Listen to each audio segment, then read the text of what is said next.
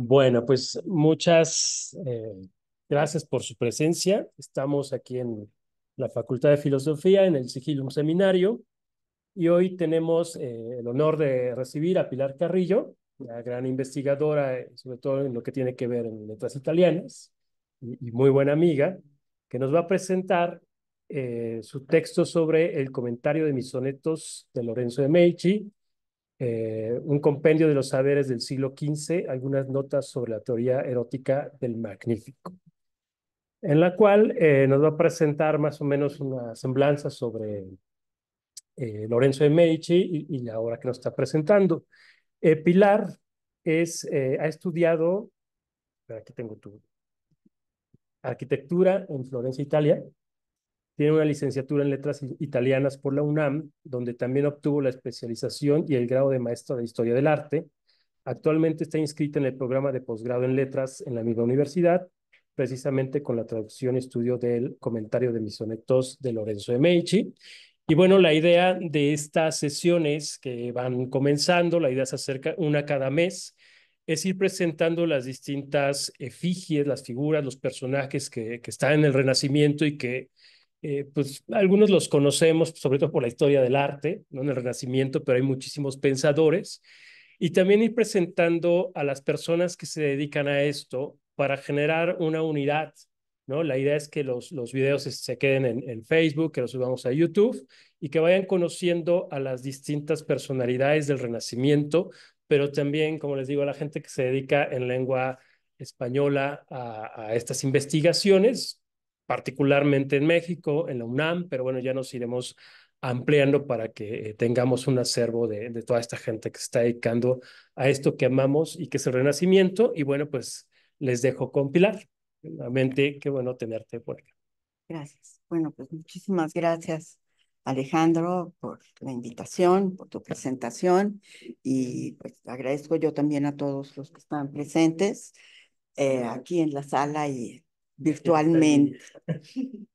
Eh, de verdad me alegra muchísimo hablar de Lorenzo de Medici, porque es un personaje que en general se le conoce solo como un hombre político, que de pronto también fue un mecenas.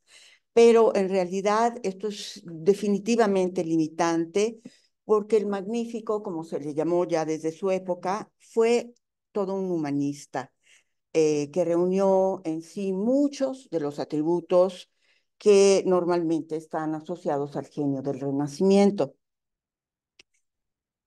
Considero que un acercamiento a este autor como político, ya se me olvidó, perdón, no funciona la ficha. Ah, ahora sí, aquí está. Entonces aquí directo. Ah, ok. Bueno, disculpen, considero que un acercamiento a este autor como político y como artista se presta a entender bastante bien, de manera bastante clara, la situación de Italia en el 400, y también de que se le debe a él, igual que a su abuelo Cosme y a su padre Piero, el que se haya podido llevar a cabo esta discusión intelectual que se desarrolló en su corte en la segunda mitad del siglo XV. Su obra es sin duda una ventana a la recepción de los clásicos en la Florencia renacentista. En vista de que hablo de Lorenzo de Medici, me voy a referir sobre todo al quehacer intelectual de esta ciudad, siempre teniendo muy claro que en todos los centros, en todas las cortes italianas, hubo también una discusión y que hubo una discusión entre ellas, ¿no? Y un intercambio importante de ideas.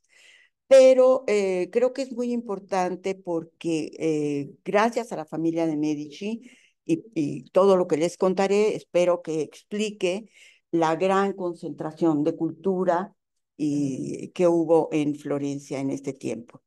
Bueno, originalmente había pensado que tenía mucho tiempo para contextualizar el personaje y hablar de la época, etcétera, pero hay mucho que decir, de manera que trataré de ser breve, pero lo haré de cualquier manera porque creo que puede ser muy importante para un estudiante de filosofía del Renacimiento o a quien le interese conocer el contexto y qué más que un personaje como Lorenzo de Medici, que tenía los pies en todas las estafas, ¿no? Del conocimiento, de la política, del arte, de la iglesia también. De manera que, bueno, la estructura entonces de esta charla será más o menos la siguiente. Eh, este está, se me están olvidando. Bueno, primero hablaré un poco rápidamente de la historia de la ciudad. Seguirán algunas palabras sobre la familia Medici, quién era realmente Lorenzo de Medici y por qué la familia fue tan importante, teniendo en cuenta que sus miembros gobernaron esta ciudad sin ser gobernantes. Nadie los eligió, no eran príncipes, al punto que hoy en día se habla de un criptogobierno, ¿no? Con un término muy moderno, porque no era un gobierno. Luego haré una sucinta biografía de Lorenzo de Medici, que considero que es importante si pensamos que sus maestros eran Marsilio Ficino, León Battista Alberti, Cristoforo Landino, y sus amigos eran Pico, de la Mirandola y Poliziano, ¿no? Insomma, era una cosa continua. De toda la obra de Lorenzo, que es una obra bastante grande, entraré en particular solo en el comentario de mis sonetos, que entre otras cosas, pues es en lo que me estoy especializando, em, y me centraré fundamentalmente en uno de los muchos temas que hablo en esta obra. Veremos la importancia, porque es una especie de síntesis del pensamiento del Renacimiento y del conocimiento. Nos abrirá la mente, pues comúnmente se piensa que Florencia era solo platónica y Venecia aristotélica más o menos, pero en realidad no lo era, ¿no? En la Edad Media, perdonen si me voy al año 1000, en la Edad Media, la Toscana, que es todo lo que está aquí marcado en rosa, la Toscana, se ve era un margraviato. Un margraviato es una especie de organización político-administrativa del Imperio Carolingio, una marca de donde viene el título de marqués, ¿no? Este margraviato fue heredado por Matilde de Canosa, porque fue gobernado durante muchos años por una mujer desde 1076. Ella fue condesa, duquesa, marquesa, vicaria imperial y era una partidaria incondicional del papado. Murió en 1125. No, ya no funcionó otra vez. Ya.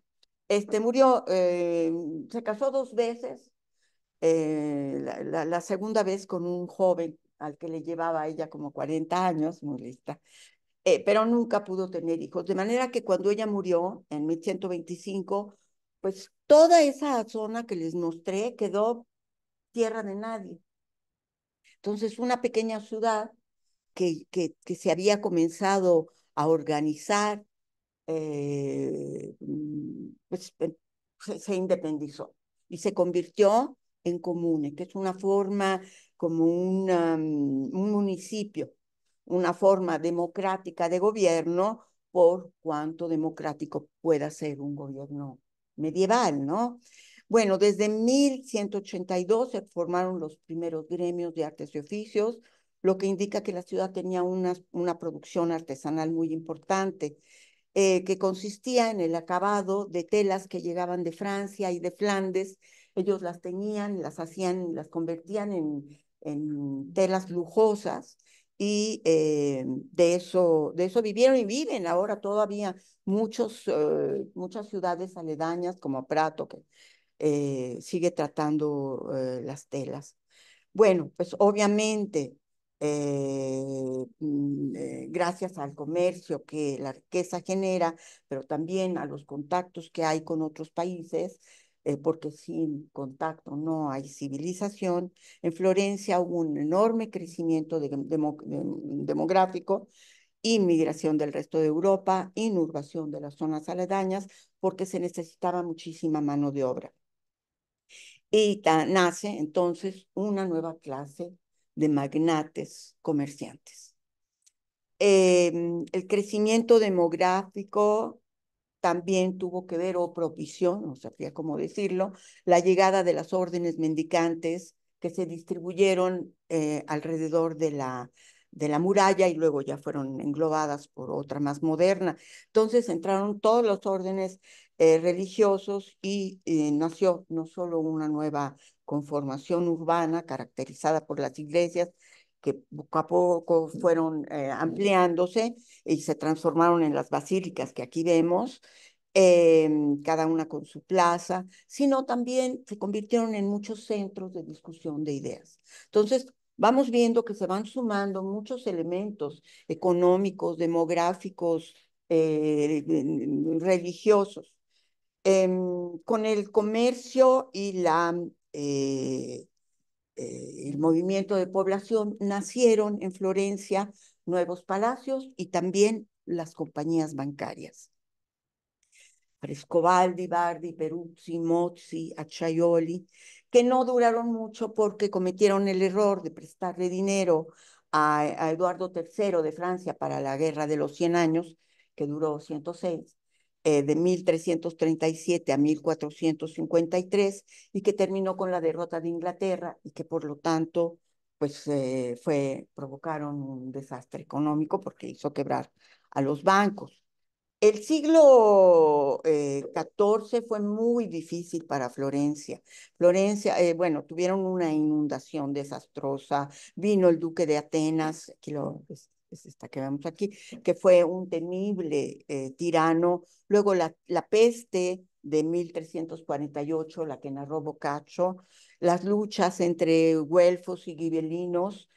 En 1375 se dio en Florencia la primera huelga de la historia, ya muy importante, casi casi como una cosa de orgullo para Florencia, aunque fueron reprimidos. Bueno, los ricos de la ciudad, en particular la familia de los Albizzi, aprovecharon la situación para tomar en manos las riendas de la ciudad. Formaron un gobierno oligárquico que duró de 1382 a 1434. Nos vamos acercando peligrosamente al Renacimiento. La intención de los Albizzi era impedir que Florencia se convirtiera en una señoría, porque era como decir derecha-izquierda, una cosa así, ¿no? Los miembros de la familia no desdeñaron el uso de la violencia, gracias a su control de las listas de ciudadanos elegibles. Pero si los Albizzi representaban a la vieja oligarquía, las familias recientemente urbanizadas y enriquecidas se aglutinaron en torno a la familia de los Medici, que también tenía de su parte a las artes medias y menores, es decir, los artesanos de varios niveles, creando premisas para un enfrentamiento frontal. Bueno, dejamos un momento a los Albizzi para decir, bueno, ¿y los Medici de dónde salieron, no? Bueno, ellos no eran originarios de Florencia, sino de un pueblito que se llama Cafazzolo, en Barberino de Mugello. Aquí lo pueden ver Florencia, Prato del que acabo de hablar, ¿no? Y aquí está Cafazzolo. En principio, bueno, llegaron a Florencia, se dedicaron a diversas actividades, como la fabricación de telas, el comercio de los paños, la agricultura en general. El primero de ellos, que tuvo mayor importancia, fue Giovanni de' Bici de Medici. Vivió de 1360 a 1429 y fue el que fundó el primer banco medicio, gracias a la dote que tuvo de su esposa Picarda Bueri. Aquí pueden leer que Machiavelli lo consideraba muy importante. De hecho, los Medici fueron muy amados desde entonces, pues Giovanni de' Medici inició una tradición que luego continuaron todos los Medici a lo largo de su historia. Bueno, los Medici de esta rama, ¿no? Porque luego en el siglo XVI vinieron otros Medici que eran primos lejanos.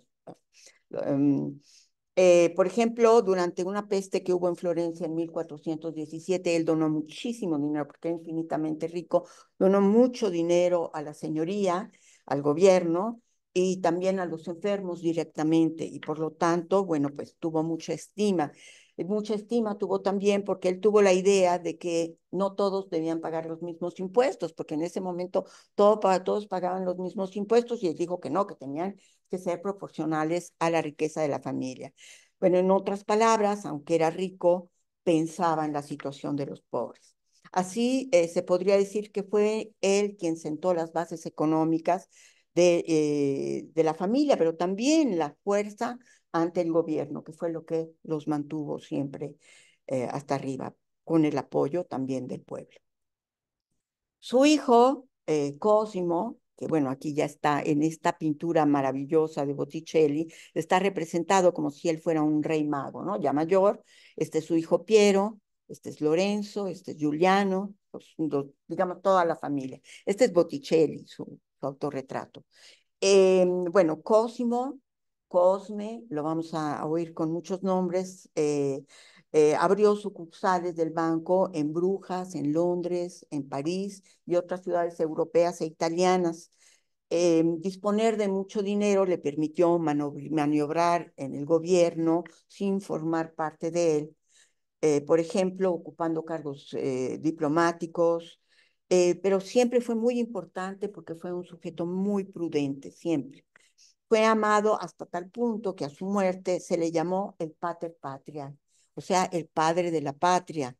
De manera que, pues, es Cosme, Cosimo, bueno, Cosme en español, Cosimo en italiano, Cosimo il Vecchio, porque luego el primer gran duque Medicio también se llama Cosimo, o Pater Patria o Padre de la Patria, son todos sus nombres. Él fue abuelo de Lorenzo y se casó con Contesina de Bardi, cuya familia había adquirido en 1332 el señorío de Bernio, un territorio que se encontraba en la frontera entre Toscana y la Emilia y la Romagna, las dos regiones que están arriba de Toscana. Y esto, o sea, en el paso de los Apeninos, y esto era un punto fundamental estratégico para proteger a la ciudad. La familia Albizzi, de cualquier manera, por las buenas o por las malas, más por las malas, había conseguido tener poder, de manera que los Medici pues, les estorbaban muchísimo. Entonces Cosimo fue exiliado de Florencia, se fue a Venecia, donde vivió un tiempo, porque tenía una sucursal del banco, pero ahí fue considerado, recibido como si fuera un diplomático, un embajador de Florencia, siempre muy bien. Regresó victorioso en 1434, coincide con la fecha de la caída de la oligarquía de los Albizzi y fue aclamado por el pueblo. Aquí vemos el palacio que mandó construir entonces, hoy se llama Medici Riccardi, están en el centro de Florencia, y aquí vemos la representación de Cosimo en esta pintura fundamental que expresa todo este momento de gloria de los Medici, de que está precisamente dentro de este palacio. Bueno, claro que no fue todo flores y miel, ¿no? Cuando Bernardo Anghiari, por ejemplo, fue acusado de conspiración y por orden de los priores precipitado desde una torre, Cosme comentó, un enemigo precipitado desde una torre no hace mucho bien, pero tampoco puede hacer ningún mal. Y añadió, los estados no son gobernados con padres nuestros, ¿no? O sea, sabía que tenía que tener una cierta poder, ¿no? Bueno, este personaje es muy importante para la filosofía del Renacimiento, pues fue el primer Medici que se propuso obtener fuerza política a través de la cultura y a través del conocimiento. Bueno, aquí voy a abrir un paréntesis porque hay una enorme incongruencia sobre lo que se considera renacimiento. No me voy a extender demasiado porque soy muy polémica al respecto, pero puedo decir que el Renacimiento inicia con las humana élite, o sea, las humanidades. No es,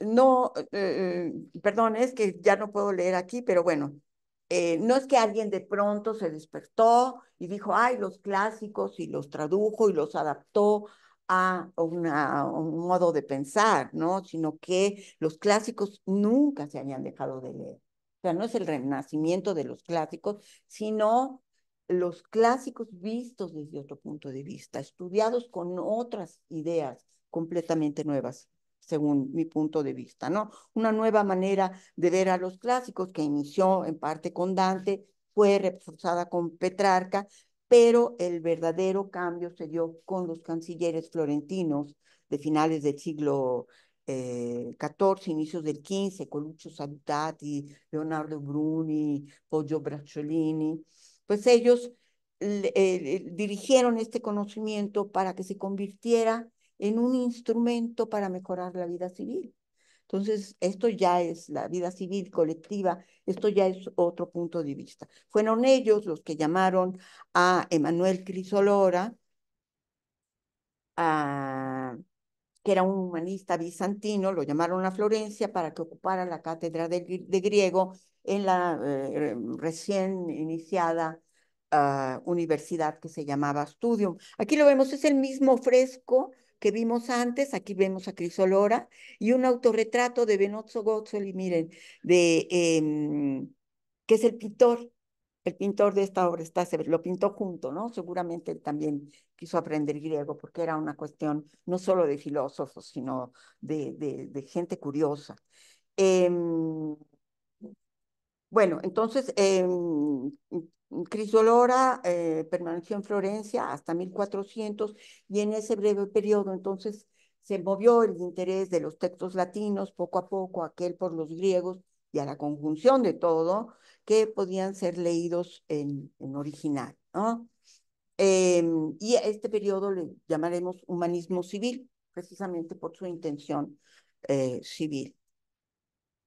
En 1439, Cosme, el personaje que hablamos antes, el viejo, el pater patria, le pagó generosamente al Papa Eugenio IV para que el concilio de Ferrara, que era el concilio donde se decidió la unión entre la iglesia griega y la latina, fuese transferido a Florencia. Estaba en Ferrara y se lo llevaron a Florencia todo. En ese concilio participó, aquí representado, y del mismo fresco, participó, ya me perdí otra vez, perdón, eh, no, ya no me acuerdo. Juan Octavo Paleólogo, perdón, que los nervios no andan en burro. Juan Octavo Paleólogo, quien buscaba el apoyo de Occidente para liberar a su país de los turcos otomanos. Acompañaba a Paleólogo nada más ni nada menos que Gemisto Pletón. que era un gran conocedor de Platón, ahí había tomado su propio nombre, que no era ese, y bueno, pues ellos impresionaron muchísimo a Cosimo, al punto que pocos años después el patriarca Medicio le cedió el uso de su villa de Careggi, aquí la vemos, cerca, muy cerca de Florencia, a Marsilio Ficino, que era el hijo de su médico personal, para que ahí se estuviera quieto, en calma, y tradujese toda la obra de Platón. Esta villa se convirtió en academia, el punto de encuentro de todos los intelectuales, hecho que promovió el nacimiento de aquello que fue llamado el segundo humanismo, porque era algo parecido, pero ya tenía nuevos elementos, que es una nueva perspectiva, un nuevo modo de leer a los clásicos y una nueva interpretación de la filosofía platónica y también del cristianismo en esta perspectiva. Entonces vemos ya, se empiezan a unir muchos conocimientos de la unión del humanismo florentino con las lecciones de los sabios griegos, se puso en movimiento la fusión de muchos horizontes culturales.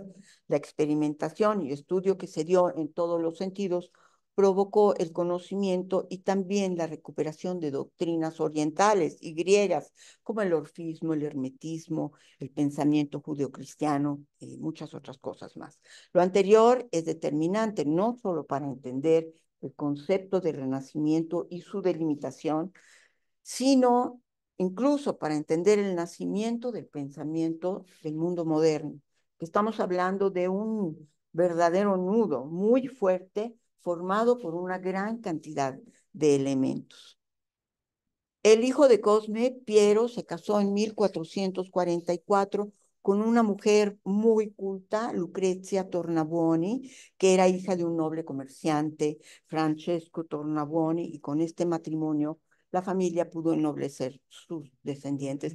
Entre otras cosas, es importante pensar que Lucrecia era una mujer culta, quiere decir que le habían permitido estudiar, no era culta, nada más porque sí, le habían permitido estudiar y ella fue la que más se ocupó de la educación de sus hijos. Aquí los vemos representados, al parecer son ellos, en la Virgen del Magnificat de Botticelli. Dos de sus hijos, los dos hombres que sobrevivieron, Lorenzo y Giuliano.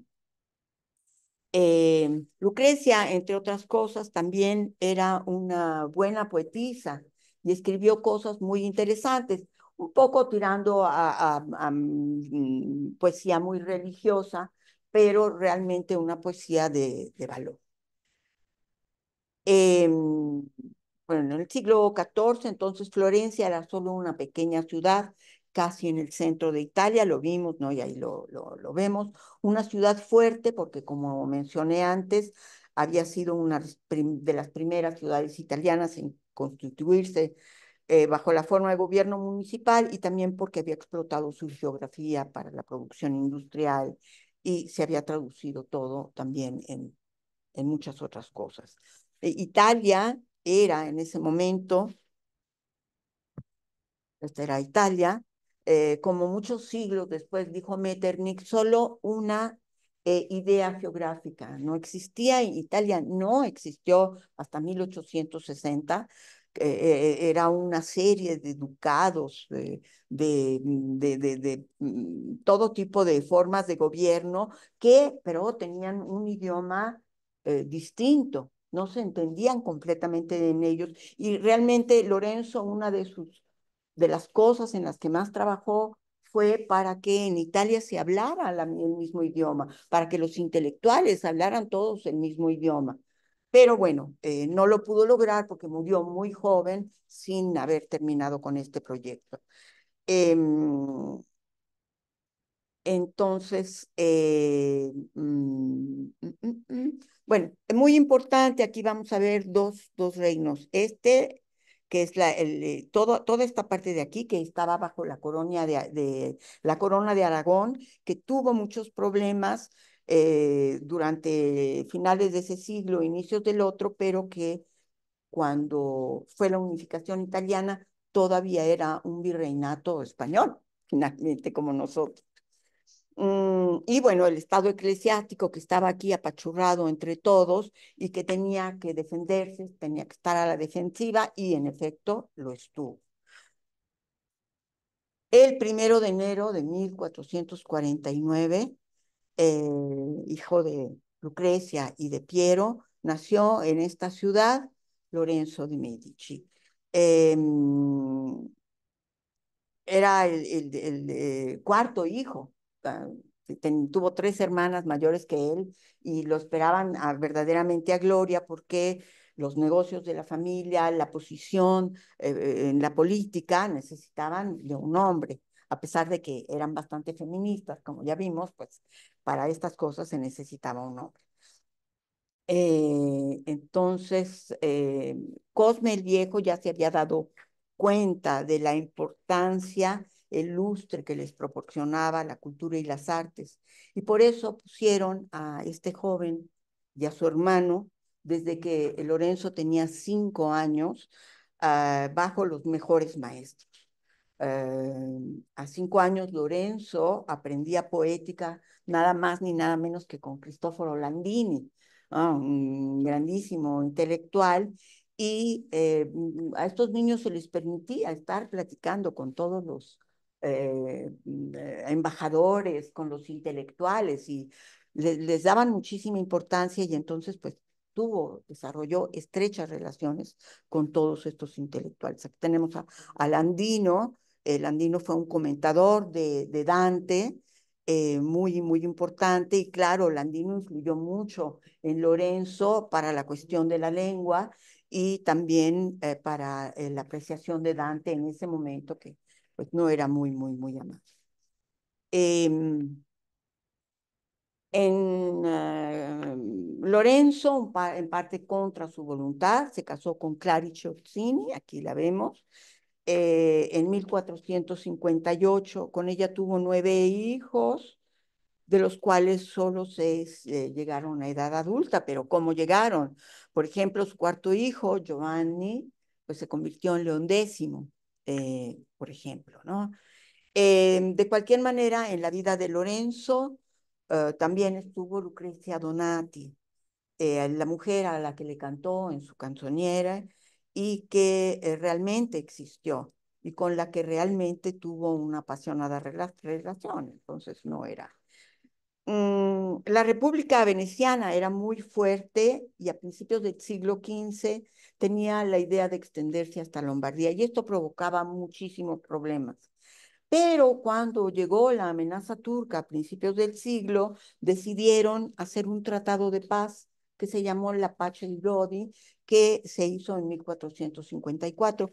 A Lorenzo le tocó más adelante, obviamente en 54 tenía 5 años, ¿no? Más adelante fue él el garante del equilibrio político que resultó de este acuerdo a través de su famosa política del equilibrio. Francesco Guicciardini lo llamó la aguja de la balanza por esta razón. Y en efecto, toda la parte hasta 1484 más o menos, hubo una relativa paz en Florencia. Y este también es otro elemento que influye enormemente en la cultura, porque sin paz, pues no, ya lo vemos, no es tan fácil trabajar. Bueno, en su comentario y en otros lugares, él lamentaba, Lorenzo, haber tenido que dedicarse a la política, un papel que él habría perfectamente evitado, aunque fue muy buen político, porque para él lo que era importante pues eran las letras y la filosofía. En la muerte de su padre, el 2 de diciembre de 1469, escribió: el segundo día después de su muerte, la de Piero di Cosimo, aunque yo era muy joven, es decir, tenía 21 años, los principales personas de la ciudad y del estado vinieron a nuestra casa para quejarse del caso, o sea, para lamentarse y para consolarme y convencerme de que debía asumir el cuidado, no el gobierno, el cuidado de la ciudad y del estado, como habían hecho mi padre y mi abuelo, lo cual, siendo contrario a mi edad, era una gran carga y peligro, y yo no quería asumir el cuidado de la ciudad. No lo acepté de buen grado y solo por la conservación de mis amigos y de nuestras riquezas porque en Florencia se puede vivir mal sin el Estado, del que hasta ahora hemos salido airosos y con honor, etcétera. Entonces, tiene que aceptar esto, este gobierno, pero no lo hace de buen grado. No todos los florentinos estaban de acuerdo con este poder que se les daba a los Medici. Ya en 1466 había habido un intento de conspiración contra su padre, del que Lorenzo se había enterado y no llegó a más. Pero la conspiración urdida contra él y su hermano el domingo de Pascua de 1478 sí tuvo consecuencias muy graves, porque Giuliano fue asesinado y Lorenzo gravemente herido. También fue muy importante por la manera muy sangrienta en la que reaccionó Lorenzo de Medici.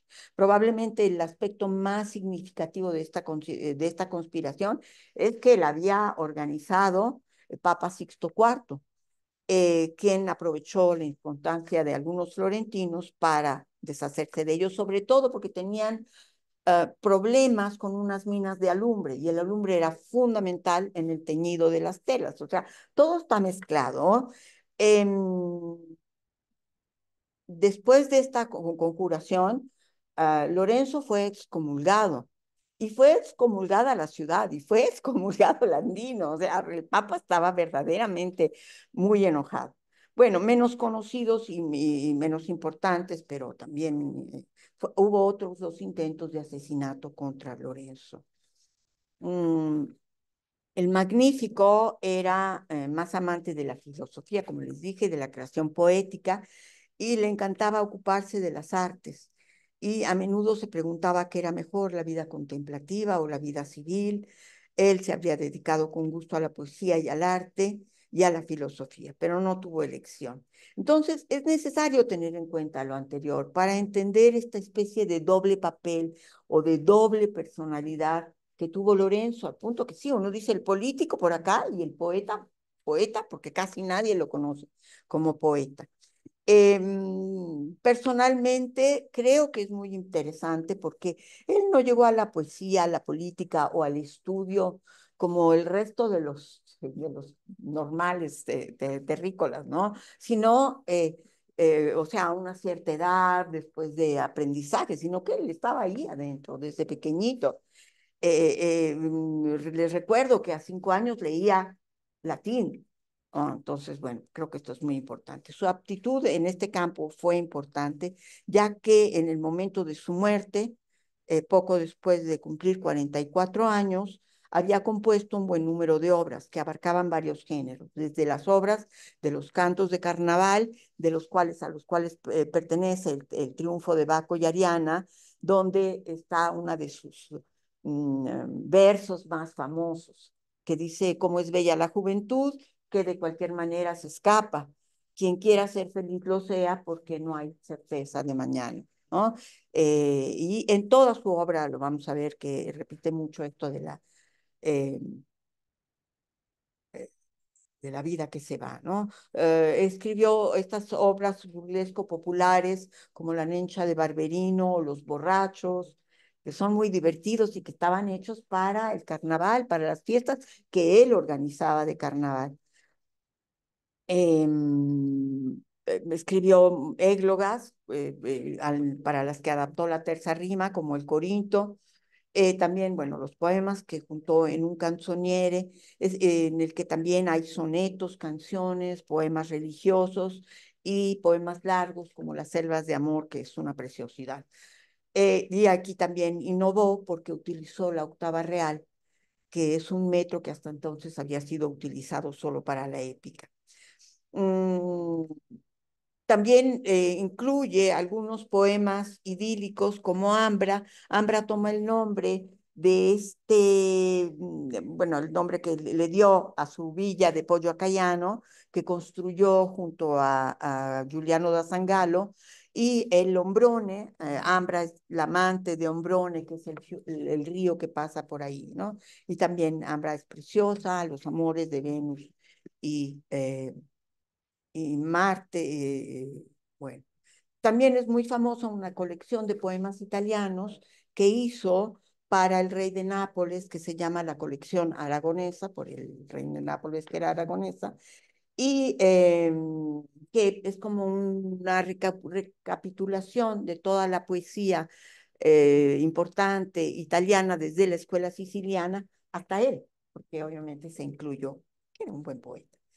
También produjo obras de tema religioso, obras filosóficas como el Altercado, que es muy importante. Bueno, Lorenzo de Medici se ocupó de arquitectura, por ejemplo, esta es otra obra que hizo con Giuliano da Sangallo en Prato, la iglesia de la cárcel. Aquí la vemos adentro, es de una perfección geométrica impresionante. Bueno, escribió muchas canciones, pero hizo también coreografías de danza. Ya, estaba metido en todo. Cuando les digo, tenía los pies en muchas estafas, pues las tenía realmente en muchas estafas. Entonces, bueno, vimos que hasta ahora cómo se formó, cómo se... Florencia era una tierra de cultivo maravillosa, ¿no? Para que se diera y que floreciera la cultura que se dio en Florencia en el siglo XIV. Ahora, el comentario, finalmente, el comentario de mis sonetos poco después, en 1480, poco después de la conjuración de los Pazzi, Lorenzo de Medici inició la escritura del comentario de mis sonetos. En ese periodo había hecho un viaje a Nápoles para buscar el apoyo de los aragoneses contra el Papa, cosa que logró y que le hizo ganar la estima incondicional de los florentinos. Entonces fue su momento de boom, de gran importancia. El comentario quedó inconcluso debido a la temprana muerte del Magnífico el 8 de abril de 1492, por la versión que conocemos contiene solo 41 de sus sonetos, pero estaba pensada para muchos más. En el comentario que acompaña a cada soneto explica cuestiones poéticas, pero fundamentalmente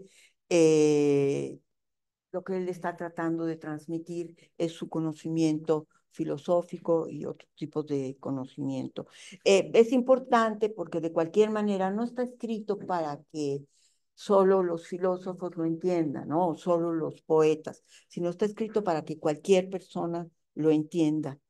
Bueno, no hablaré mucho de la cuestión poética porque estamos en el lugar, pero sí quiero decir que Pico de la Mirándola le escribió una carta al respecto que decía: he leído, querido Lorenzo, aquellas poesías tuyas en vulgar que las musas te inspiraron en tierna edad, porque Lorenzo escribió su primer soneto cuando tenía 15 años, un soneto precioso además.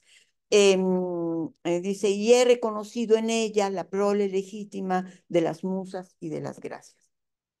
Obviamente Pico se daba cuenta que todo mundo iba a pensar, como siguen pensando hasta ahora, que lo había escrito solo para halagar a Lorenzo, porque Lorenzo lo ayudó muchísimo en todos los sentidos.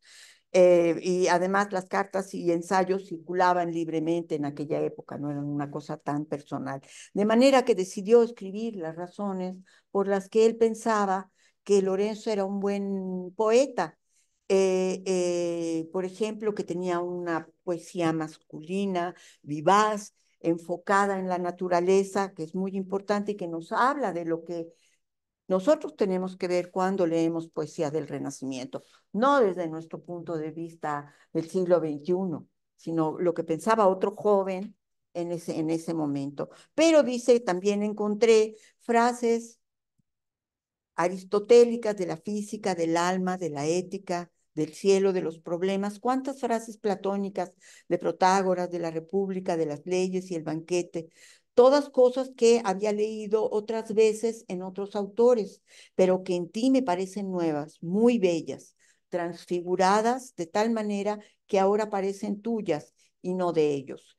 Y cuando las leo, me parece que aprendo cosas nuevas, lo que demuestra que no lo sabes todo por los demás, sino por ti mismo. Porque obviamente siempre se le ha acusado que copió de Platón, de Ficino, de Aristóteles, etcétera. Claro, pues ese era el conocimiento.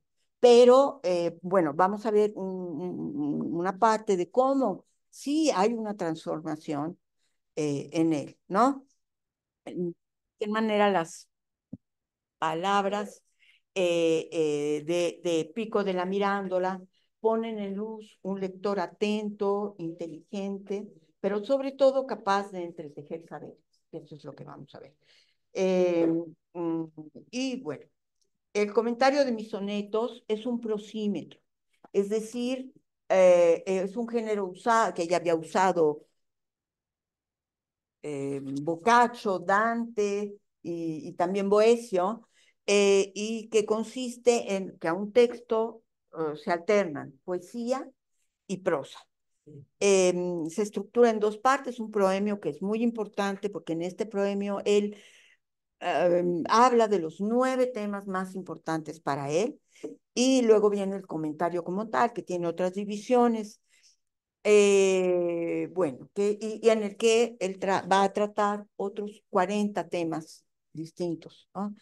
Esta es la letra del Magnífico. Bueno, hoy nos vamos a centrar en uno solo de estos temas, que es muy importante desde siempre, pero muy importante en la discusión del Renacimiento, el amor, ¿no? Como vemos, el tema también está relacionado con la belleza, la bondad, la gentileza y otros tópicos, por lo que no es posible decir solo esto es belleza, ¿no?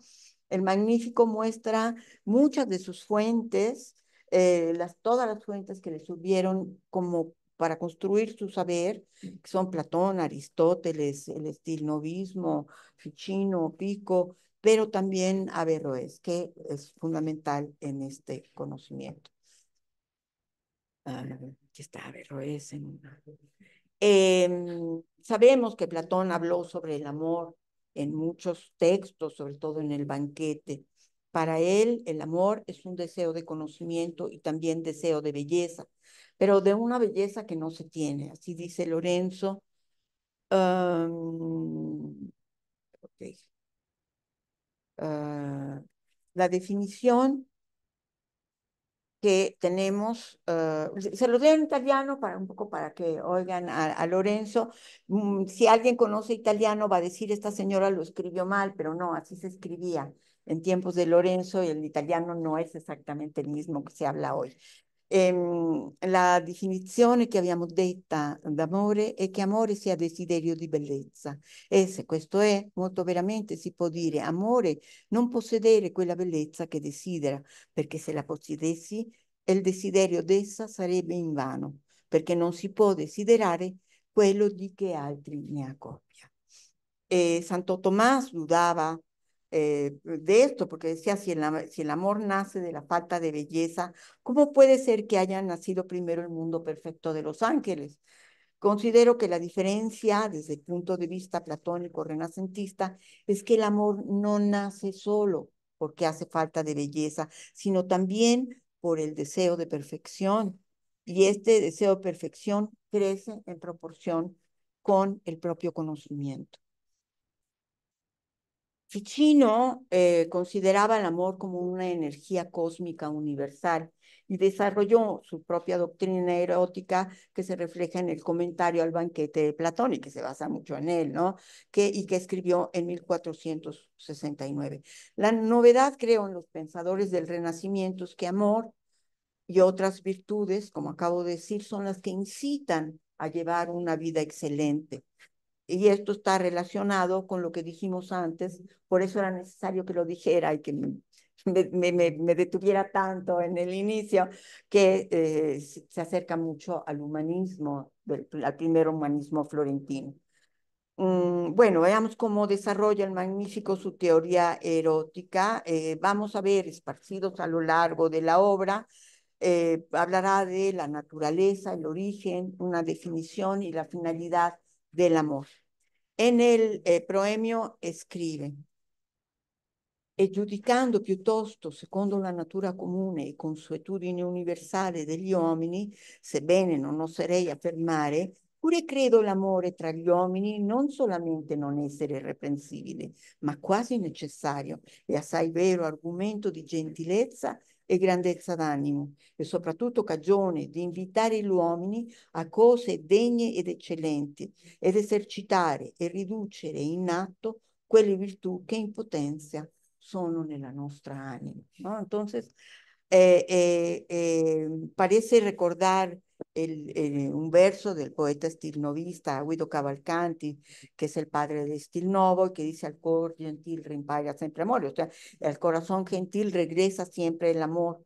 Y el concepto de gentileza, Lorenzo también lo va a desarrollar muy bien y es muy importante para él.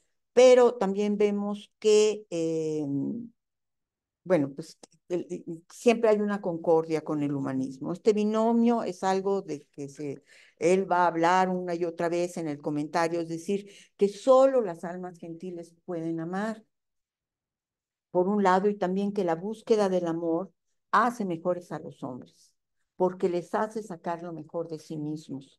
Pero hay una novedad, y es que no es necesario ser ya gentil, sino que si uno tiene las características necesarias, el amor de la dama puede engentilecer, y válgame el neologismo, al amado.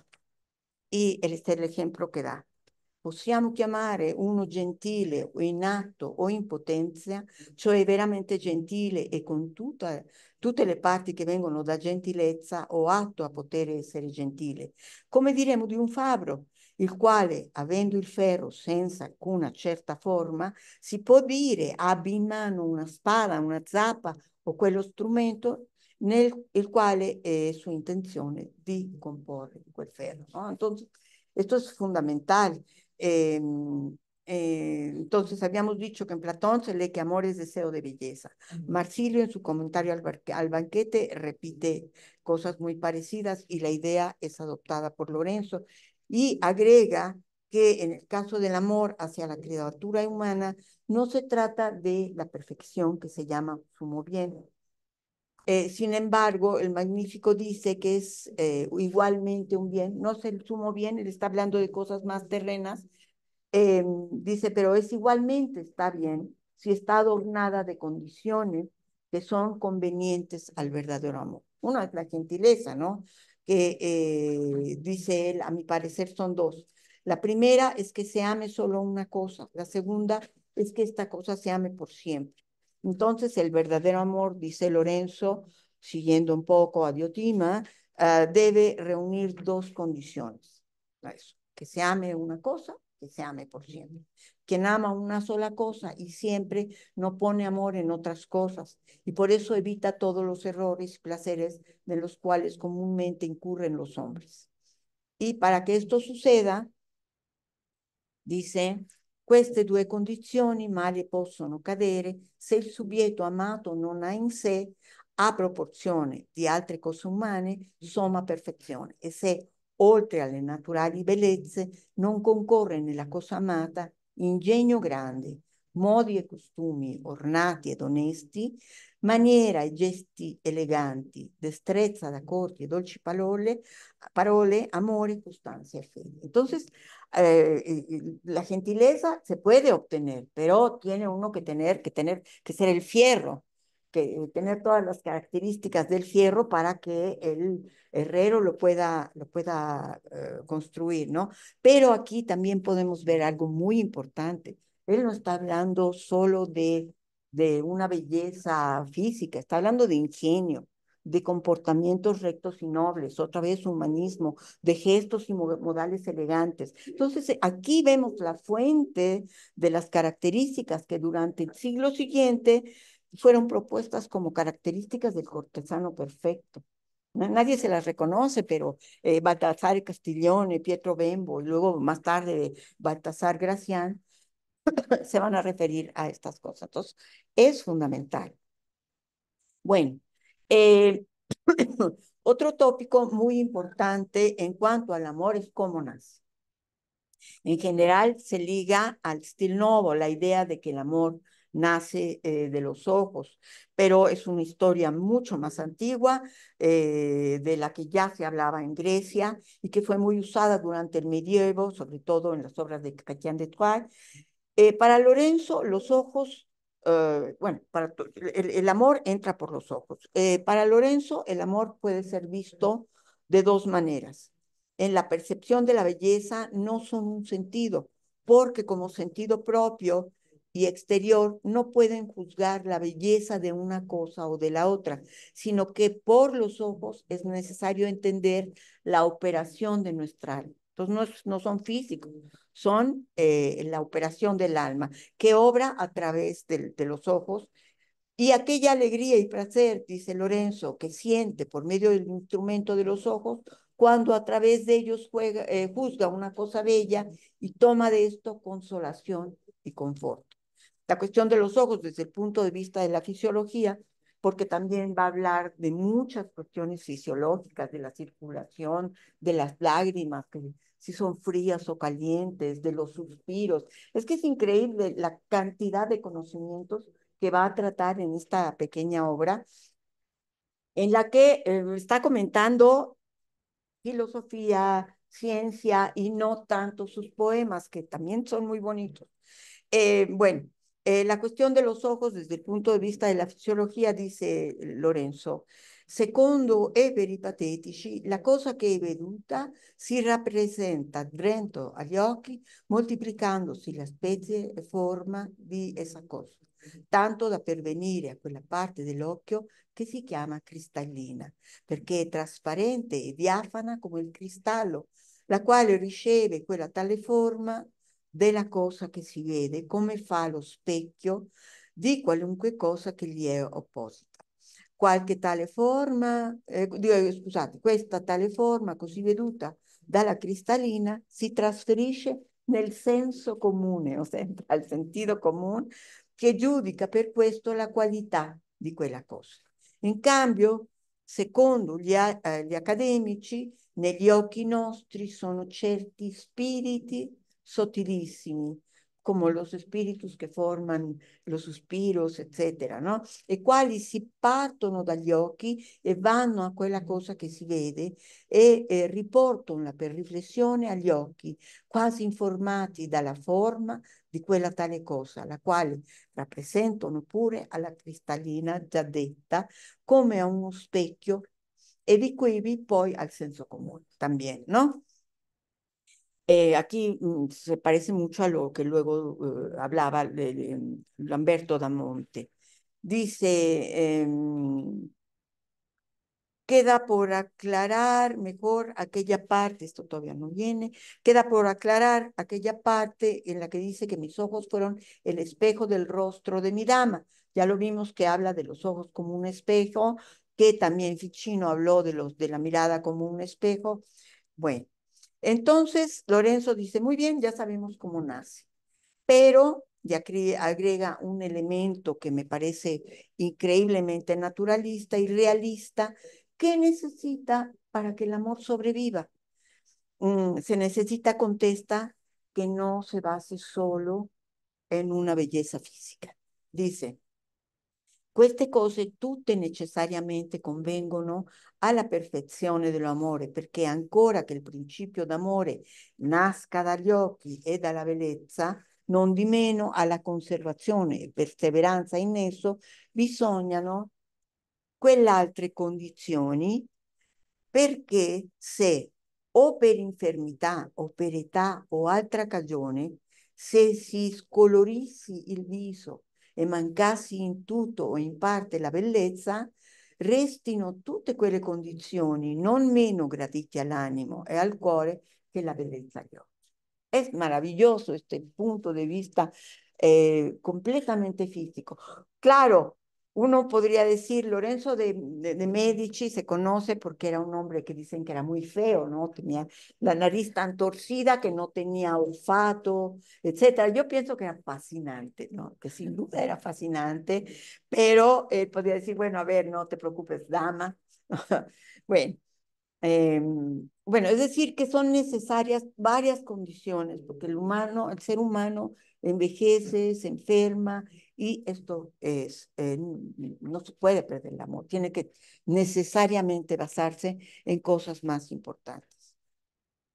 Entonces, lo anterior da cuenta de que para el Magnífico, el ciclo natural de la vida va de la mano con la necesidad de encontrar asidero para que el amor pueda durar, como él dice, para siempre. Por esta razón, la belleza no debe ser solo belleza corporal, sino sobre todo del espíritu. Y bueno, aquí también alude al tema del que hablamos antes, ¿no? Quante bella giovinezza, que es la fragilidad de las obras terrenales y el tiempo que pasa. Eh, y otra cosa, bueno, pues también muy, muy renacentista, ingenio, usos de las palabras, ¿no? Porque cuando él describe la dama, dice, sí, ok, era muy bonita, me cultivó, pero era una persona con la que yo podía platicar, con la que me podía reír, que decía siempre cosas agudas e interesantes, ¿no? Entonces, está hablando de otra idea completamente distinta eh, de lo que normalmente pensamos. Bueno, terminando el proemio, inicia el comentario como tal, ¿no? Eh, Comienza narrando la muerte de una bella dama, Simonetta Vespucci, que era la dama de su hermano muerto. Y Lorenzo aquí dice que el principio de la vida amorosa procede de la muerte y que quien vive el amor muere antes a otras cosas. Y esto es muy interesante porque es muy personal, en particular las cosas imperfectas. La poesía a la que se refiere no importa tanto cuanto que Lorenzo se ocupa más bien, como en todos casos ya vimos, de un tema que llamaré secundario, pero que es de vital importancia, que es la materia, ¿no? Que dice el Magnífico, según los filósofos, se transforma y es inmortal. Dice, es una máxima de los buenos filósofos, comenta el Magnífico, que la corrupción de una cosa significa la creación de otra, y el final de un mal es un peldaño y principio de otro. Y esto por fuerza sucede porque ya que la forma y especie, según los filósofos, es inmortal, necesariamente corresponde que se trate de una transformación de la materia. El tema, naturalmente, ya había sido tratado por los filósofos griegos y medievales y se siguió tratando más adelante. Por ejemplo, en Giordano Bruno, por entrar en un tema de Alejandro, ¿no? Cuando dice, ciò che fu seme diventa erba, poi spica, poi pane, succo nutritivo, sangue, sperma, embrione, uomo, cadavere, poi terra, pietra o d'altro corpo solido, e così di seguito. Per questo fatto noi dobbiamo riconoscere qualche cosa che si trasforma in tutti questi esseri. Pur sempre restando la cosa stessa, in quella maniera nessuna cosa sembra costante, eterna e degna di essere chiamata col nome di principio all'infuori della sola materia.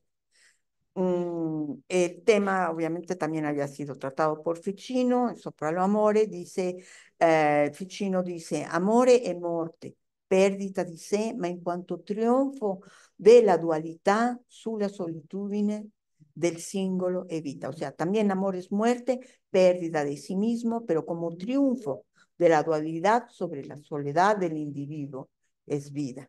De cualquier manera, hay algunas diferencias con Ficino, pues el médico dice que muere amando a quien ama, porque sus pensamientos, el amante, no muere amando a quien ama, porque sus pensamientos, olvidándose de sí mismos, se dirigen al amado, mientras que Lorenzo dice que es necesario morir a las cosas imperfectas, porque el amor es perfecto.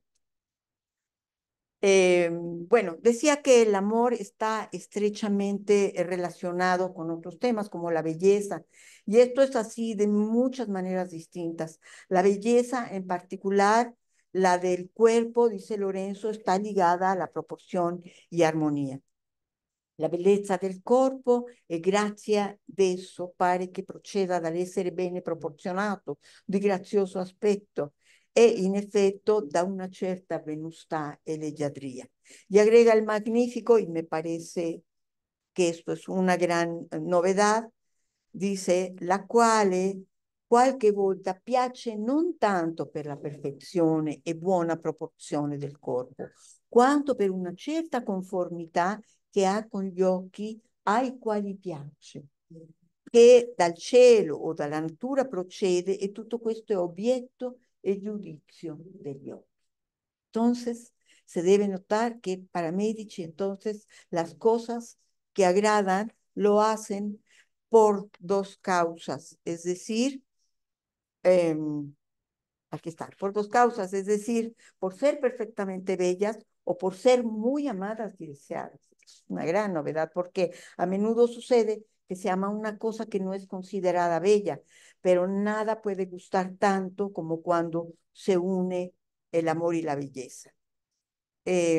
Vamos a ver dos ejemplos. Me parece que también San Agustín había hablado un poco de esto, pero no lo he investigado. Bueno, mm, dos ejemplos interesantes sobre el gusto.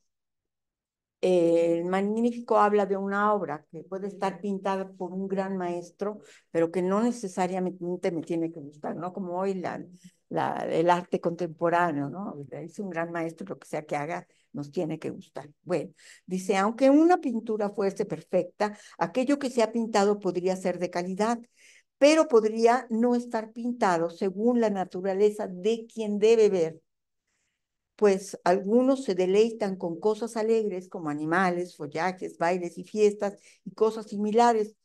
Otros quisieran ver batallas terrestres o marítimas y similares cosas marciales y feroces. Otros más, ciudades, casas y paisajes y escorzos y perspectivas proporcionadas. Otros algo distinto. Por esto, para que una pintura guste totalmente, es necesario agregar que la cosa pintada por sí deleite. Entonces, uno puede ver una pintura horrenda, pero si es lo que me gusta, pues es una buena pintura.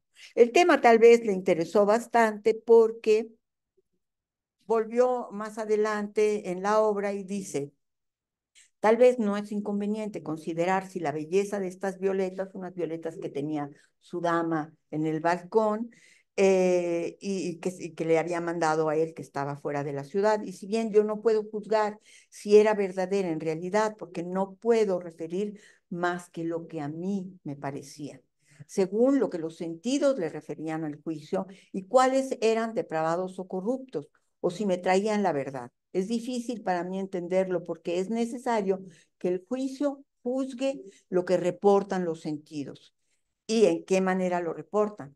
Sin embargo, confieso que es posible que la fuerte imaginación es la razón de la corrupción de los sentidos, como sucede a menudo en un delirio que parece ver lo que no hay, pues gran potencia tienen los sentidos, la imaginación. Pero entonces aquí estamos viendo algo 600 años antes de que alguien lo pensara, que es la posición del observador en el arte y en el gusto y frente a la belleza.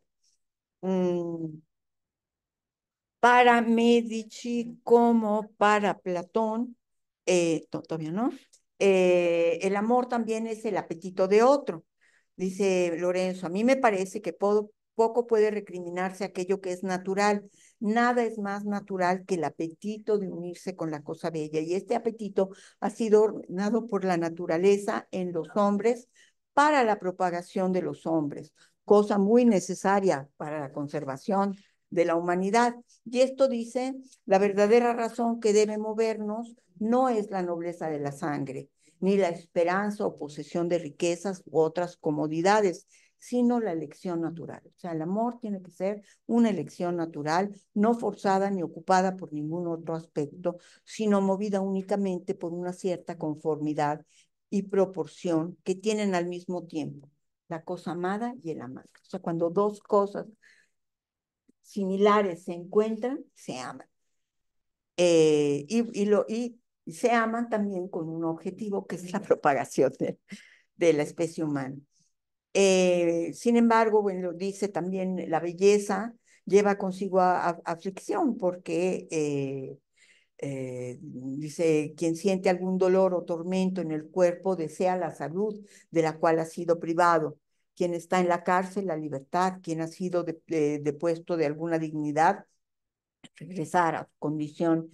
Quien ha perdido alguna facultad o sustancia o la riqueza. Y con esto verdaderamente se puede concluir que quien no tuviese deseos no estaría sometido a ninguna condición y quien más desea, mayor aflicción siente, porque no la tiene.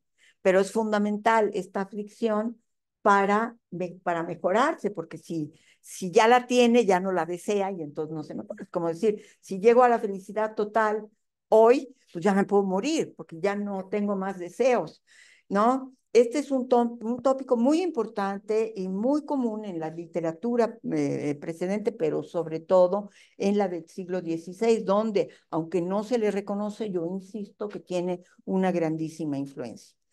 Bueno, y luego pasemos cuál es la finalidad del amor, ¿no? Esto, bueno, aquí hay una variedad inmensa de opiniones. Diotima también decía que la finalidad del amor era la procreación, como acabamos de decir, pero Platón también piensa en la amistad y en muchas cosas más. Ficino lo transforma en un impulso de perfección espiritual. La finalidad es la perfección espiritual que acerca al hombre a lo divino. Para el Magnífico tiene varias finalidades. La primera es, bueno, llegar a Dios, porque era un cristiano. Eh, pues el pensamiento, que es la mente, tiene por objeto la belleza del alma, que consiste en la perfección que le deriva de la virtud. Eh, la virtud. Asimismo, considera, siguiendo a Platón, que amor también es otra cosa, y esta otra cosa es el fin que lo mueve, porque el amor desea y es movido por una finalidad que se llama felicidad y beatitud, que consiste en unirse con aquella belleza que el amor desea y con ella permanecer inseparable. Lorenzo considera también que hasta que llega el fin de beatitud, el amor no solo no es un bien, sino un pesar, como dijimos, y tormento insoportable, mayor no segundo a esta magnitud. También los ojos como partícipes en el nacimiento del amor tienen una importancia enorme. Dice, ma gli occhi, l'ufficio dei quali è vedere, tanto sono più felici quanto veggono cosa più bella, e ciascuna cosa tanto pare agli occhi più bella quanto è maggiore lo amore, cioè il desiderio del cuore, perché se lo amore è grande, necessariamente conviene che la bellezza, ossia o paia agli occhi grandi, altrimenti non sarebbe amore, cioè desiderio di bellezza. Y es que sí, ¿no? Muchas veces tu novio es muy feo y yo lo veo hermosísimo, es natural. Está, por lo tanto, introduciendo de cualquier manera una teoría estética, que es decir, se está refiriendo a la subjetividad de la belleza. Y esto me parece que es nuevo porque dice, para Platón la belleza reside en las cosas mismas y no en los sentidos. Esto significa, y es definitivamente una novedad, que para Platón es bello lo que es bello, mientras que para Lorenzo es bello lo que es. Y porque naturalmente, no sé si lo tengo acá, bueno, sí. Eh, ok, esto no lo traduje. Bueno, en esta obra los ojos están personificados, es decir, son ojos que van y vienen, que se mueven, que hablan, que sienten. Esta era una novedad que había hecho Cavalcanti, un autor importantísimo del Dolce Stil Nuovo, al que se refiere muchísimo Lorenzo. Desafortunadamente no tenemos mucho tiempo. La diferencia en la teoría erótica del Magnífico es que el amor entra por los ojos, pero también el corazón del amado va a los ojos de la amada. También el corazón está personificado. Entonces, sus poesías a veces no se entienden muy bien porque de pronto uno cree que está hablando Lorenzo, pero están hablando los ojos y le están hablando al corazón, y no es Lorenzo que le habla a su amada. Entonces, bueno, pero dicen, mmm, por ejemplo, cuando el corazón va hacia los ojos de su dama, al mirar sus ojos veía a amor que envuelto en los rayos de sus hermosos ojos le mostraba al corazón el camino y cómo escapar hacia los ojos de la dama. Okay. Lorenzo comenta que el amor se pinta ciego, es decir, que la personificación del amor, Cupido, se representa vendado. Así lo vemos representado en la primavera de Botticelli, por ejemplo.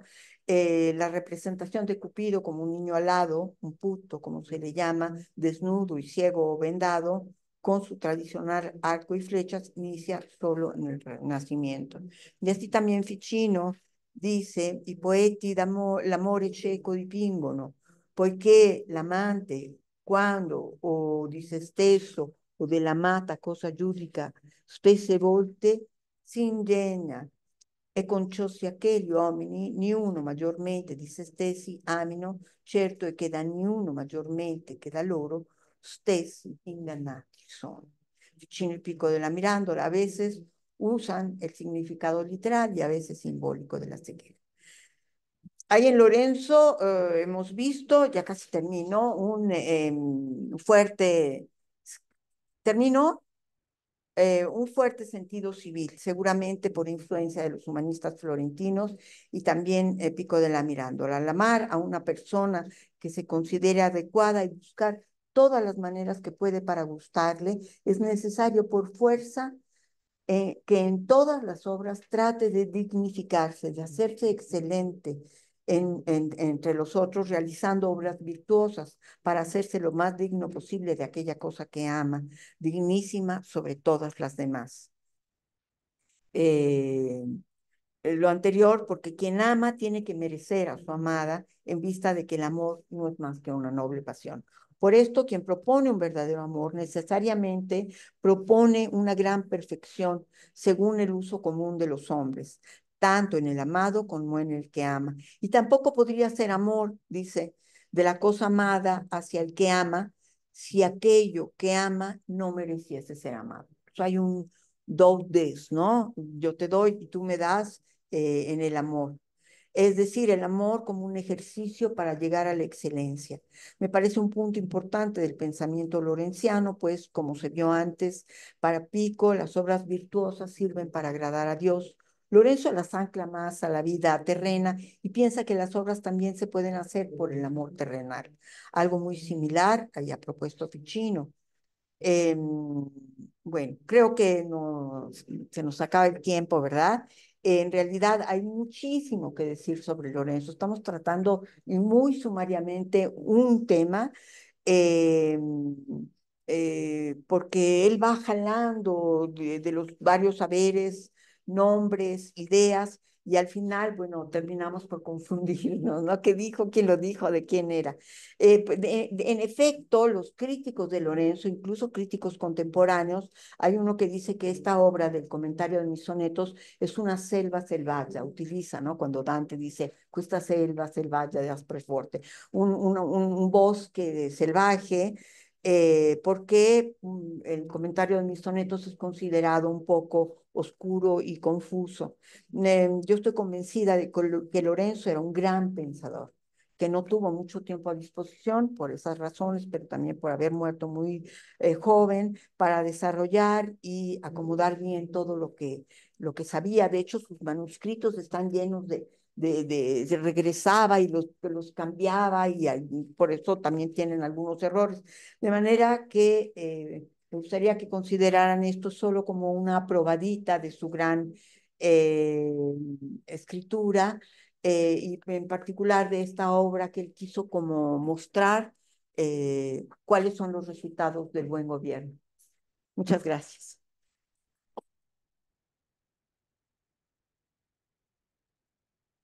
Bueno, pues le agradecemos mucho, Pilar, y yo creo que hay tiempo para algunas preguntas. Pueden ser preguntas a través de la red o, bueno, los que están presentes. Bueno, un poco, bueno, siguiendo con esto que estabas hablando del amor y mencionando a Ficino y a Pico, un poco ahondar sobre la relación Ficino-Lorenzo, porque, bueno, yo que he estudiado Ficino, he encontrado que en el periodo de juventud de Ficino, hasta el 75 más o menos, se ve muy influenciado por lo que dijiste de Lorenzo, del amor. Y, por ejemplo, hay una carta famosa entre Ficino y Lorenzo, en donde Ficino trata de hablar de la felicidad y se pregunta qué facultad es mejor, si bueno, tiene más preeminencia. Eso es, digamos, una discusión medieval, ¿no? ¿Qué tiene más preeminencia, la voluntad o el intelecto, ¿no? Al servicio de qué facultad está cuál, ¿no? Es decir, el intelecto manda y mueve la voluntad, o la voluntad manda y mueve el intelecto. Entonces, Ficino en un periodo de juventud maneja mucho lo que aborda Lorenzo, que es eh, la voluntad, es la voluntad la que mueve, arrastra con todo, ¿no? Y más después Ficino lo va a conceptualizar hacia el amor, ya con Platón, pero después ya se olvida de que hay una que sea preeminente, ya se vuelve, Ficino ya se vuelve religioso y hace otras cosas, ¿no? Claro. Pero ahorita con lo que mencionabas de Lorenzo y mucho cómo está orientada su poesía y cómo la articula, parece que están muy unidos, Ficino, Lorenzo, y bueno, ahondando a eso, yo creo que, o bueno, parece que el desarrollo de la relación Lorenzo-Ficino, al final de la vida de los dos, se empieza a separar un poco y Lorenzo se cobija en Poliziano, que es un poeta, ¿no? Sí. Un poeta latino, porque hace cosas en italiano, pero su fuerte mucho es también el latín, ¿no? el latín. Un poco como andar en esto que... Ok, mira, la relación entre Lorenzo y Ficino tiene como 3 etapas distintas, según yo. La primera, bueno, Ficino es mayor que Lorenzo, aunque sobrevivió, es mayor. Pero la primera es como el Ficino cuando todavía Ficino estaba bajo los auspicios de Cosme de Medici y de Piero, en el que pues este jovencito lo veía nada más como el maestro y entonces era un proceso de aprendizaje por parte de Lorenzo. Pero Lorenzo empieza a gobernar, como les conté, a 21 años y entonces ya empiezan a tener otro tipo de relación. En efecto, en ese periodo, la relación verdadera duró 3 años, ¿sí? Pero la relación como amistad, digamos, porque es evidente que el conocimiento, pues ese era eso. Y lo que pasaba es que no se puede exactamente decir esto lo pensó Lorenzo y se lo copió Ficino, o esto lo pensó Ficino y lo copió Lorenzo. ¿Por qué? Porque era el producto de una discusión, que es lo que yo siempre digo que nos hace, y tú haces muy bien en hacer estas cosas, porque lo que hace falta precisamente es la academia y es la discusión para que las ideas circulen. Pero hoy somos muy celosos de nuestro conocimiento. No, si yo le platico a alguien, lo va a publicar y entonces me va a quitar. Entonces ya estamos así, ¿no? Pero realmente creo que es muy importante eso que existía, que todo el mundo sabía de todo y todo el mundo. Entonces era en una pequeña discusión, alguien platicaba algo y no era el primero que lo escribió y que luego lo llevó a registrar al registro de autores, que ya esto es mío, esto. Entonces creo que es un poco difícil decir, pero obviamente las bases son muy similares. Las lecturas fueron muy similares, pero nota bien, como les dije, Lorenzo, que empezó a leer a 5 años a los latinos y poco y muy joven a los griegos, pues obviamente tenía más tablas en el fondo. Ficino lo que tuvo, pues es la suerte de que Cosme de Medici no le dijo a su nieto que fuera él el que tradujera las cosas, porque entonces, ¿por qué no lo iba a hacer? Porque él necesitaba alguien para el banco y para el gobierno de la ciudad. Pero Lorenzo habría dado cualquier cosa por hacerlo y tal vez lo habría hecho tan bien o tan potentemente como Ficino. Entonces es muy difícil, creo, distinguir entre uno y otro. Y entonces hay que verlos y leerlos y tratar un poco de decir, bueno, ¿en qué momento escribió esto? Esta obra, el comentario, pues sí, de verdad es que habría que ir frase por frase y ver, no como han hecho muchos estudiosos, porque hay estudiosos como Orvieto o Sanato que han estudiado el comentario, como decir, ay, esto se lo robó de Salustio y esto lo tomó de no sé quién, ¿no? No se trata de eso, sino de entender la globalidad. ¿Cómo Lorenzo, por qué lo trae?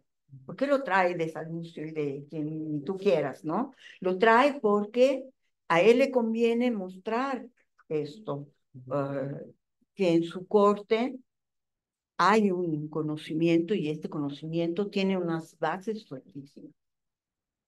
Más o menos. Sí, sí. ¿Quién más tiene? Bueno, primero que nada, pues, muchas gracias. Creo que conforme fue avanzando la exposición, fui sintiendo esto que a veces, bueno, que a veces cuando uno lee en solitario así no sucede, pero la voz de alguien que tiene amor a estas cosas, pues uno se va elevando, ¿no? Entonces me gustó muchísimo la conferencia por eso. Y me gustó particularmente esta figura del artista renacentista, ¿no? Eh, Entendiéndola como alguien que quiere acercarse como a esto que está más allá de lo inmediato, que está en constante cambio, ¿no? Algo más excelente, algo que es más eterno, aunque a lo mejor no es el término más adecuado, pero es a través del ornamento de la naturaleza de la vida, ¿no? O sea, de las cosas más terrenas, ¿no? Las cosas como cotidianas que envuelven a quien está interesado o a quien tiene eh, tiene este amor, ¿no? Por lo más elevado. Entonces, en ese sentido, me pareció como muy importante recuperar, no sé si entendí bien esa idea, pero recuperar como esta acción que hacen los renacentistas de atreverse a recuperar los textos, pero con el fuego o sea, acercándose con el fuego de la vida, ¿no? O sea, que no sea solamente conocimiento y ya, sino que tiene que estar al servicio de poder tener no solamente por el gusto de la lectura y ya, sino que ese gusto se exprese en ver cómo uno se relaciona con sus congéneres, en la formación de un gobierno, en la formación de, de diferentes formas de expresar como las interacciones del ser humano con su entorno, con la historia, ¿no? Con los antepasados, y todas ellas llevadas como una danza, ¿no? En el que todas las partes son un reflejo de eso que está que es más perfecto. En ese sentido, la pregunta, primero es si entendí bien esta idea, y en segunda instancia, eh, ¿cómo podríamos acercarnos hoy en día a esta, o qué sería lo más importante, ¿no? Que tendríamos que recuperar, qué sería lo más actual, ¿no? De esta visión del Renacimiento en nuestra labor?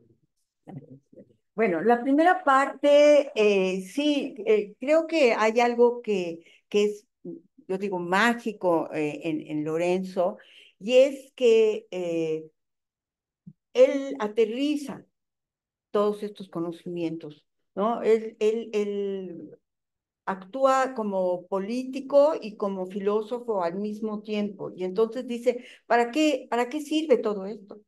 ¿Qué función le vamos a dar? ¿Cómo podemos utilizar para vivir mejor? ¿Cómo puedo utilizarla yo para que el pueblo, que no es mi pueblo, el que yo no gobierno, pero que hace lo que yo digo, me siga? Entonces, esta es una parte fundamental, aterrizarlo, pero además, pues, corresponde a lo que es el Renacimiento, ¿no? ¿Qué función tiene el hombre en la tierra? ¿Para qué está el hombre en la tierra? Es lo que se pregunta el hombre del Renacimiento. Y Lorenzo, y los filósofos hablan lo dicen, pero él lo aterriza, él dice para esto, para amar, para ser felices, para gozar de la belleza, para gozar de la vida, porque esta no es la única obra, ¿no? Les dije, son muchísimas, y en ellas, en todas, uno se da cuenta claramente que era un hombre que amaba la vida verdaderamente, que amaba lo que estaba haciendo, que amaba lo que tenía alrededor, y se siente. Entonces, en ese sentido, sí es importante Lorenzo de Medici como eso. Y cómo acercarnos, pues yo creo que lo importante es que cuando leemos algo, cualquier cosa, no solo la literatura del Renacimiento, busquemos y entretejamos con otros conocimientos como hicieron ellos. Porque, ¿por qué fue un mundo histórico este? Porque se entretejieron cosas y se entendieron, porque para entretejerlas no nada más coserlas, ¿no? sino hacerlas unas, un solo pensamiento. Tanto que a veces es difícil decir, a lo mejor yo digo algo y no, era realmente Platón, o la diferencia es tan pequeña que parece insignificante, pero no lo es. Entonces, ¿qué tenemos que hacer? Pues sí, leer con esa visión. ¿Para qué me sirve? ¿Cómo lo utilizo? Pero no solo para qué me sirve como una cuestión económica o qué sé yo, ¿no? Sino precisamente para eso, para ser mejor. Y la cuestión de para llegar a Dios, bueno, se refiere al pensamiento de aquel tiempo, pero quiere decir como un estar bien con uno mismo, ¿no? Entonces, creo que eso es muy importante y no solo hacerlo verdaderamente, o sea, hay que hacerlo y hay que promoverlo también, muy importante. ¿Alguna otra pregunta? Sí, no, Sí. sí. ¿Dónde se origina este prejuicio sobre eso? O sea, ¿por qué no se le da ese estatus de pensador como rico, como chico? Bueno, primero porque se le ve más, se le considera más un político. Pero aquí tenemos lo que viene después de la historia. Yo ya no me quería perder más porque había hecho una introducción demasiado larga, pero sí es muy importante porque Lorenzo muere en 1492. Le sigue su hijo Piero, que lo llaman el desafortunado, ¿no? Porque pues, lo corren de Florencia. Y Lorenzo, poco antes de morir, había llamado a Florencia a Girolamo Savonarola. Y Girolamo Savonarola había empezado a despotricar contra él, contra todo mundo en realidad, y hizo su propia república. Entonces, ya no estaban los Medici originales, y él hace su propia república. Entonces, pues como que tratan de borrarlos, tratan completamente de borrar esta fuerza de los Medici, pero sobre todo de Lorenzo. ¿Por qué? Pues por envidias, por lo que tú quieras, pero piensa, por ejemplo, Hernando de Herrera, que literato español, se fusila partes del comentario y nadie dice, ay, esto es de Lorenzo, no. O sea, ahí dicen, de pronto lo lees, ¿qué es esto? Esto es Lorenzo. Entonces, como que lo borran, lo cancelan por cuestiones más bien políticas y entonces la historia ya nada más recupera la parte política eh, y de mecenas. Finalmente, él fue mecenas no tanto del arte, eso se lo ha criticado varios, Christeler, por ejemplo, no tanto del arte, sino mecenas de los pensadores. Para los pensadores lo que fuera. Ya, los artistas, sí, tuvo algunos que protegió, Fray Filippo Lippi, lo ayudó mucho cuando tuvo el problema con la monja Buti, muchas situaciones, ¿no? Pero fundamentalmente lo cancelaron como esa parte importante humana de Lorenzo. Y fue, pues, envidias, política, el mundo cambió. Él le había dicho, unámonos, o sea, hagamos una única Italia con un único idioma. Y nadie le hizo caso. Al día siguiente que murió, no al día siguiente, pero inmediato que murió, los franceses invadieron Italia. Carlos V invadió Italia. De hecho, Florencia puso al ramo cadete de la un ramo cadete de la familia Medici, que no eran parientes directos de Lorenzo, como gobernantes. Y que Carlos V invadió Roma. O sea, es impresionante, ¿no? Entonces, entraron los franceses, entraron los españoles, y Italia ya no tuvo un momento de paz realmente hasta la unificación italiana.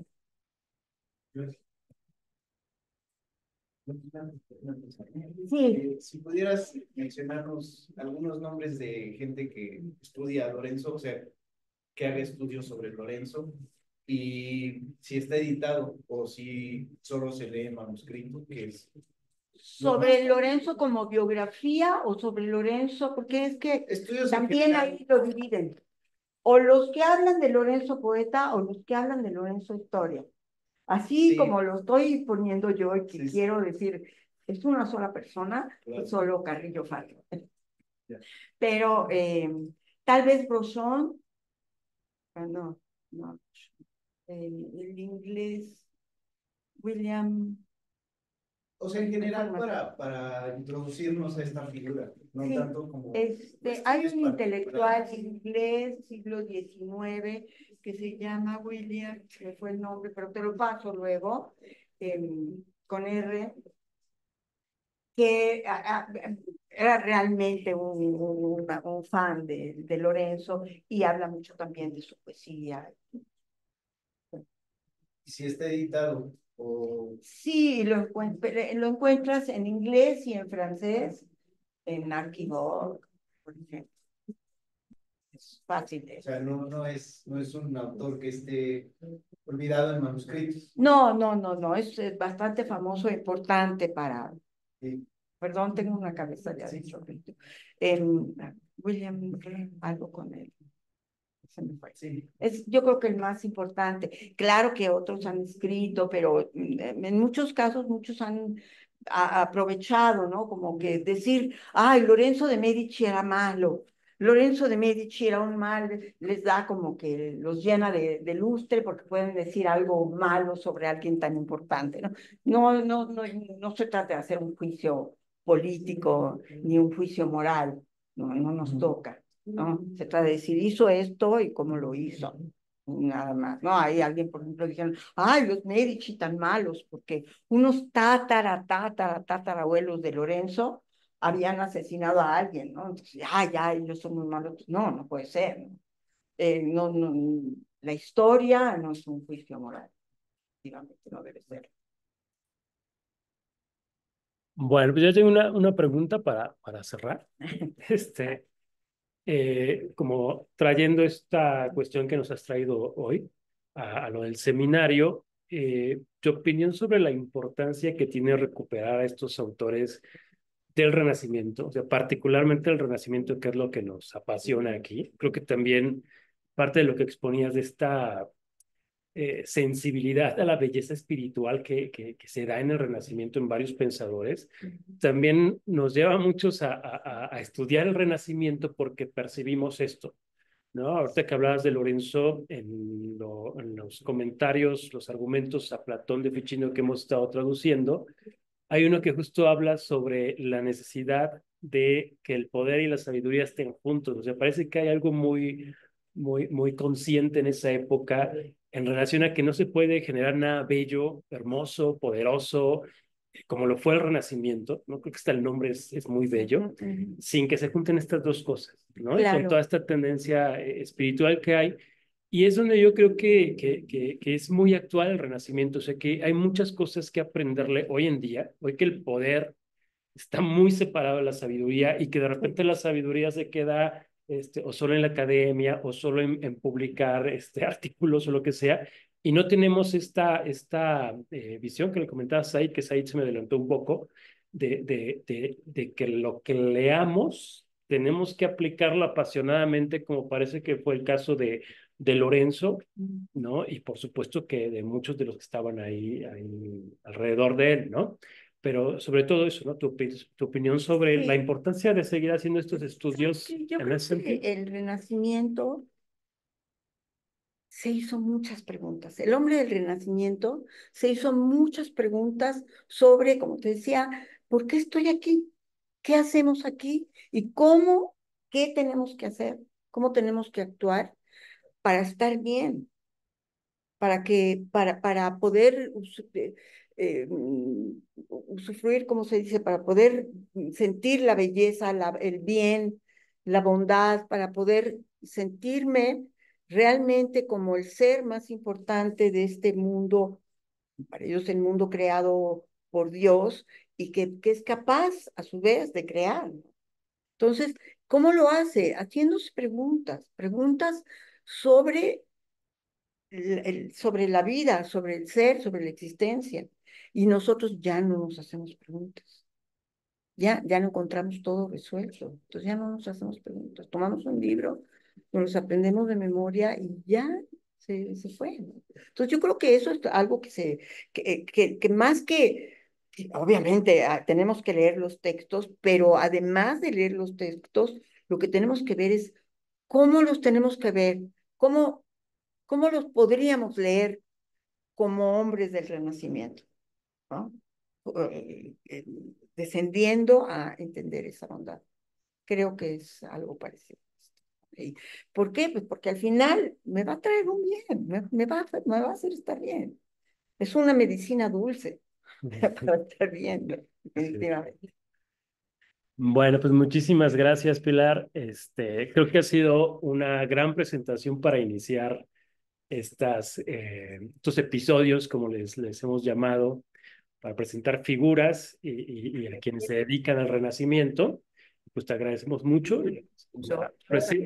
¿Puedo comentar algo? Por Ah, sí. todos aquí. ¿Tienes una pregunta aquí, Augusto? Sí, Vamos. solo que no sé, ¿se me escucha? Sí. ¿Sí? Ah, ok, perfecto. Es que estoy al aire libre en un café.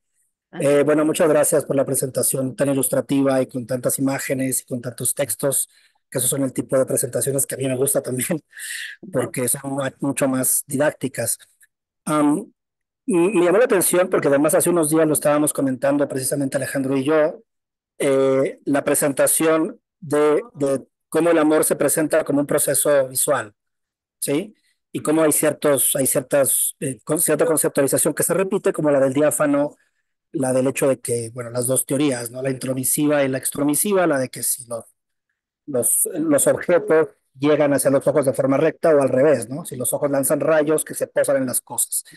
En fin, entonces me llama la atención porque finalmente es una teoría del amor, por así decirlo, una parte de la teoría del amor que viene desde la Edad Media, pero ya en este momento, bueno, no soy experto en eso, pero sí sé que ya para este momento están mucho más asentadas todas las teorías que venían desde Alhazen, la perspectiva y etcétera. Pero aún así, al conceptualizar sobre el amor, en cierto modo los conceptos antiguos se siguen conservando un poco. En fin, no sé si estoy, porque yo no soy experto en el tema, ni tampoco había leído eso de Medici, solamente en fin, autores anteriores, los de la Edad Media, ¿no?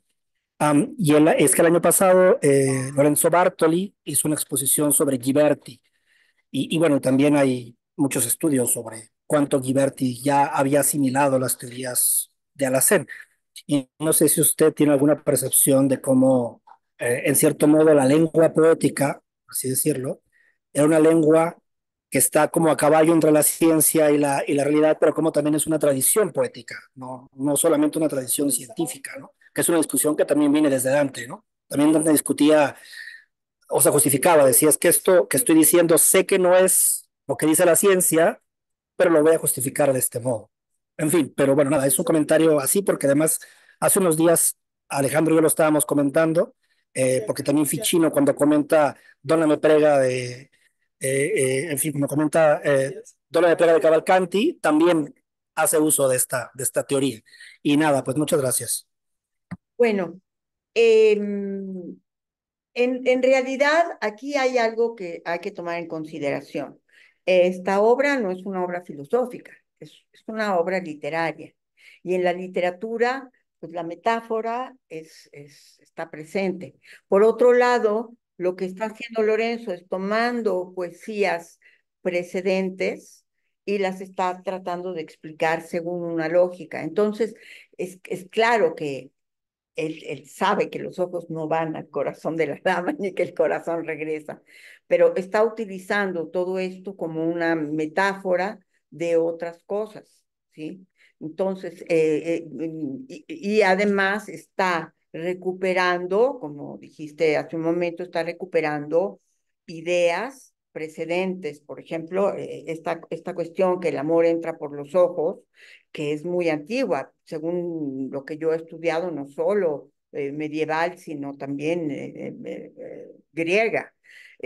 Da toda una vuelta, para los griegos da toda una vuelta a través de la literatura judeocristiana y luego regresa a Florencia a través de los griegos que llegaron a enseñar. Entonces, es una metáfora. Y Lorenzo está utilizando, está hablando poéticamente de la filosofía y está hablando poéticamente de los saberes de la ciencia en ese momento. Entonces, si tu pregunta es por qué la está utilizando todavía cuando ya es un poco anticuado, es lo que me pareció entender, pues porque está adecuándose y está retomando todas las fuentes en las que se basa su conocimiento.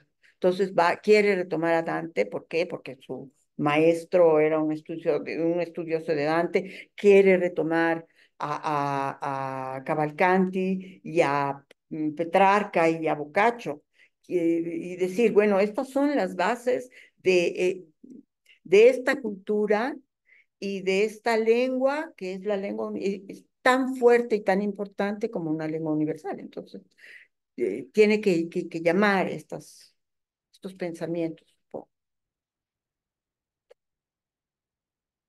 Bueno, pues muchísimas gracias entonces. Nos vemos en un mes, ¿no? Nos vemos en un mes con nuestro siguiente invitado, que parece que ya está por aquí. Les estaremos avisando para seguir con estas presentaciones de pensadores renacentistas y la gente que se dedica en habla hispana al Renacimiento. Gracias por su asistencia. Gracias, gracias.